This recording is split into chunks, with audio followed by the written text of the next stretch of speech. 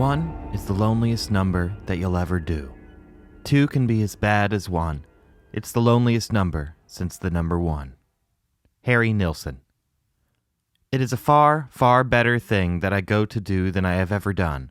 It is a far, far greater rest that I go to than I have ever known. Charles Dickens. The dead are not quiet. Oh no. Shirley Jackson. My mouth tastes the way firecrackers smell. That sulphury fire and brimstone taste, like a pile of ashes. That and a salty, coppery taste that I suppose is blood. I'm fairly certain I know what's going on. I failed. Not only did I failed at the last thing I'll ever have a chance to fail at. I couldn't even kill myself effectively. I try to scream and I realize something is wrong with my jaw. Something comes out, but with no articulation. I lift my hand to it and immediately know what's wrong. It's not there. I've blown my goddamn jaw off. I suppose my one consolation is that I succeeded in ending her.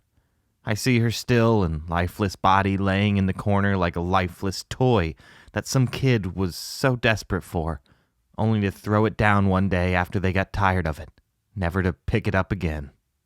Well, I think at least she'll know some kind of peace now.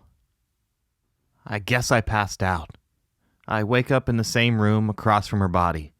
It takes a second for the pain to register, so I'm not dead, I think. Oh, no, you're quite dead, I'm afraid, but also not. I suppose it's just a matter of perspective, really. She's sitting up now, still across from me, but awake now. How can I be dead and not dead? I ask. Seems like a fairly reasonable question when asked from a rational mind. Well, what makes you think you're rational? She responds as though she read my mind. I mean, you just killed me and yourself, rather than accept that we were over. Does that sound like the actions of a rational man? With no real rebuttal, I simply reply, fair enough. So what is this, like limbo?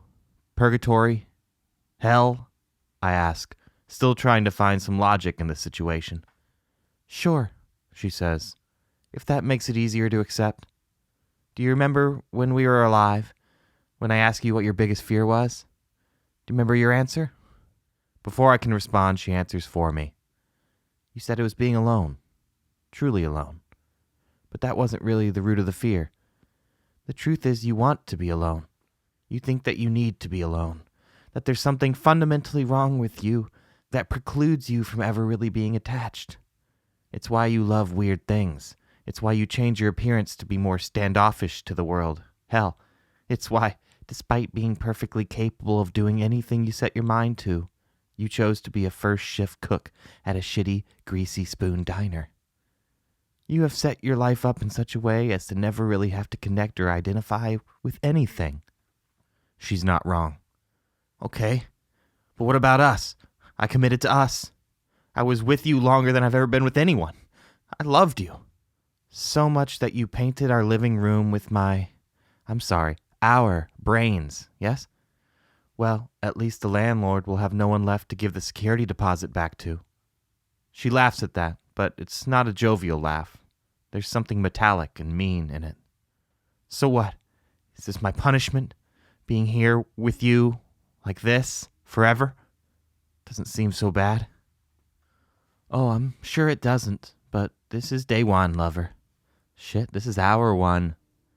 It may not seem so awful to rehash what you tried to unequivocally end right now, but there is no resolution here. There's no point where we move on, no closure. It's just you and me forever.